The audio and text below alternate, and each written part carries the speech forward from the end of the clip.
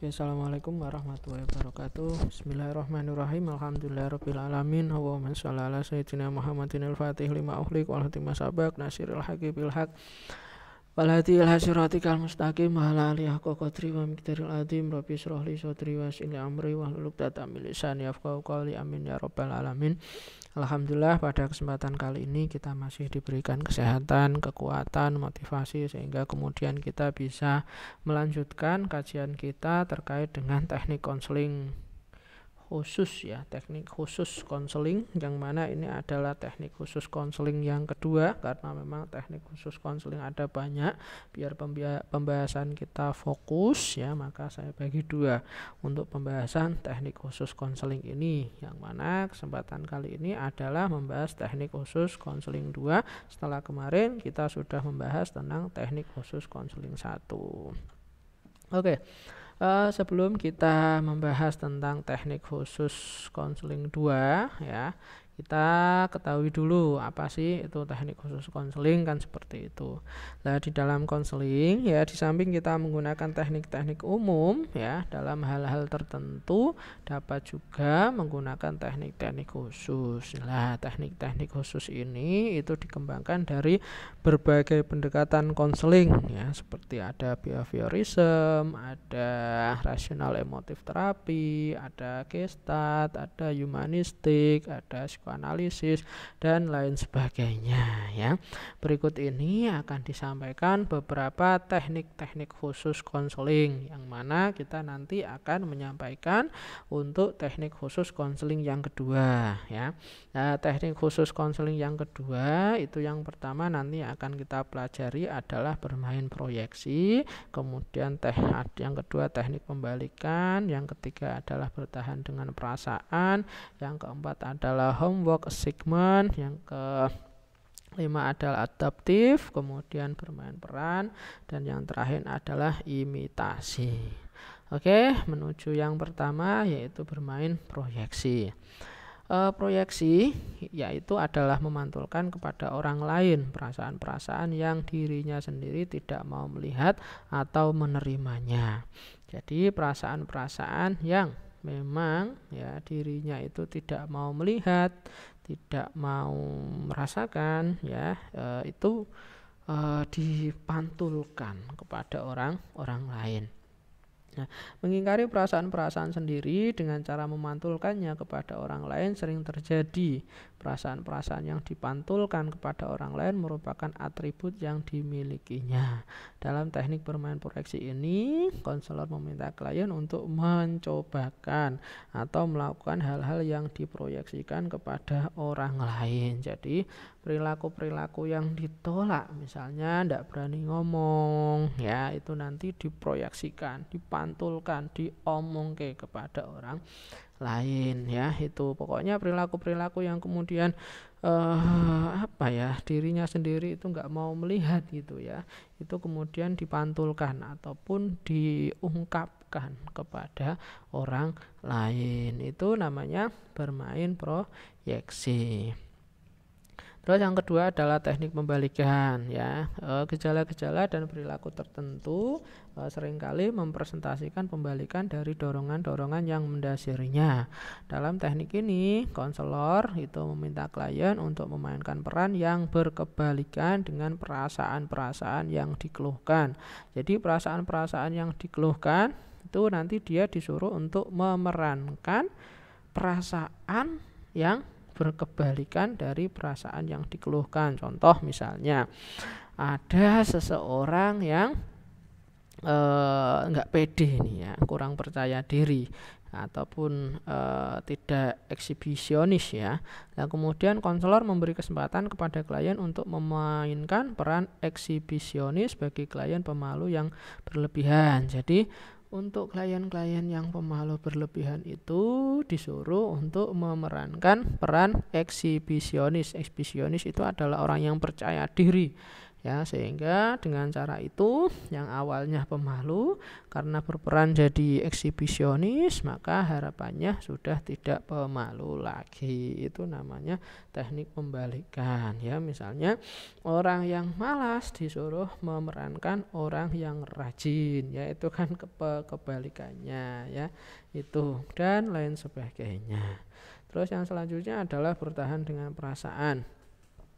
Teknik ini dapat digunakan untuk klien yang menunjukkan perasaan atau suasana hati yang tidak menyenangkan atau ia sangat ingin menghindarinya.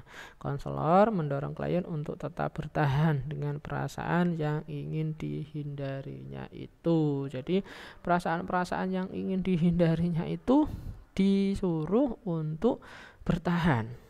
Agar supaya apa? Agar supaya dia itu kuat, ya, dalam rangka menghadapi perasaan-perasaan tersebut, ya. Kebanyakan klien ingin melarikan diri dari stimulus yang menakutkan dan menghindari perasaan-perasaan yang tidak menyenangkan.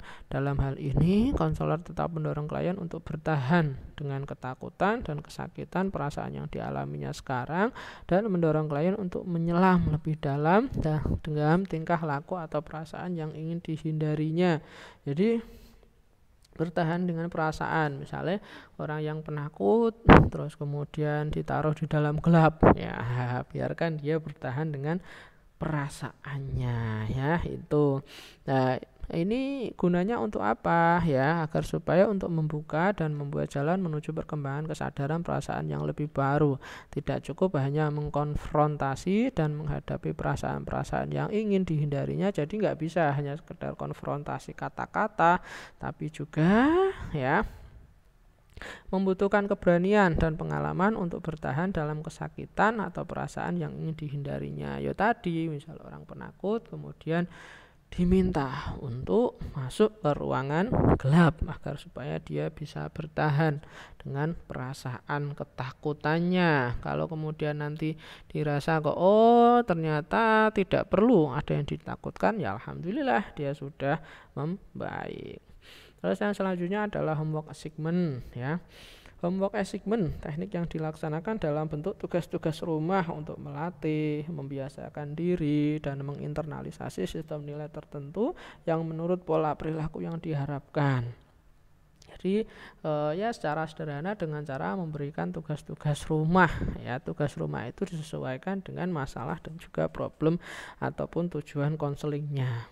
Dengan tugas rumah yang diberikan, klien diharapkan dapat mengurangi atau menghilangkan ide-ide dan perasaan-perasaan yang tidak rasional dan tidak logis, mempelajari bahan-bahan tertentu yang ditugaskan untuk mengubah aspek-aspek kognisinya yang keliru, mengadakan latihan-latihan tertentu berdasarkan tugas yang diberikan, kemudian melaksanakan homework assignment yang diberikan konselor, kemudian dilaporkan oleh klien dalam suatu pertemuan tatap muka dengan konselor. Jadi misalnya ada konselor yang pemalu, kemudian diminta untuk baca buku bagaimana menjadi orang yang percaya diri.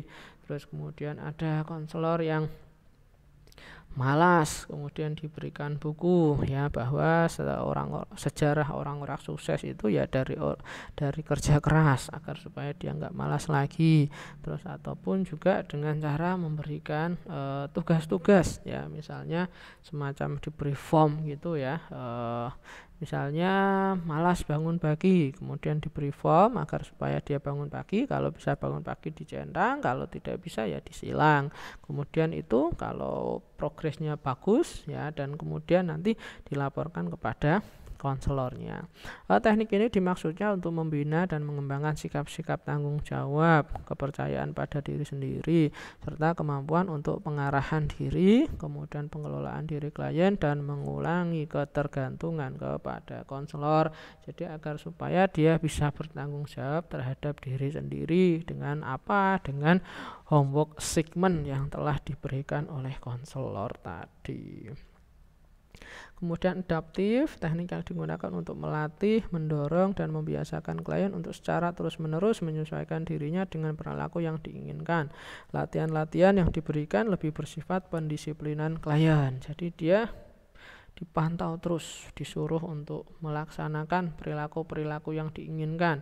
Misalnya orang yang malas ya pengen rajin, ya itu diberikan latihan-latihan agar supaya dia menjadi orang yang rajin seperti itu, yang menjadi orang yang disiplin seperti itu namanya adaptif ya, diadaptasi, diminta untuk adaptasi dengan perilaku-perilaku yang diinginkan. Terus yang selanjutnya bermain peran teknik untuk mengekspresikan berbagai jenis perasaan yang menekan, perasaan-perasaan negatif melalui suatu suasana yang dikondisikan sedemikian rupa sehingga klien dapat secara bebas mengungkapkan dirinya sendiri melalui peran tertentu. Jadi misalnya konselor berperan sebagai orang tua, sebagai suami, sebagai anak, sebagai saudara, sebagai pasangan, kekasih, dan lain sebagainya. Nah, tujuannya apa? Agar supaya klien itu bebas mengekspresikan perasaan. Kan kadang kita takut ya ngomong sama suami kalau lagi ada masalah dengan suami, takut ngomong sama orang tua kalau lagi ada masalah sama orang tua, takut ngomong sama dosen, takut ngomong atau siapapun. Lah itu bisa bermain peran di situ ya, itu. Terus kemudian imitasi, teknik untuk menirukan secara terus-menerus suatu model perilaku tertentu dengan maksud menghadapi dan menghilangkan perilakunya sendiri yang negatif. Ini diberikan model, diberikan contoh ya, baik melalui video, melalui bacaan-bacaan buku, ataupun bisa juga konselor sendiri ya, agar supaya klien bisa melakukan imitasi ataupun peniruan ya. Ini dengan cara diperlihatkan secara terus-menerus biar supaya dia bisa meniru dengan baik. Seperti itu. Oke, itu saja yang bisa saya sampaikan ya. Terima kasih atas segala perhatian, mohon maaf atas segala kekurangan. Semoga sukses selalu, sehat selalu, dan jangan lupa bahagia. Dari saya cukup sekian. Assalamualaikum warahmatullahi wabarakatuh.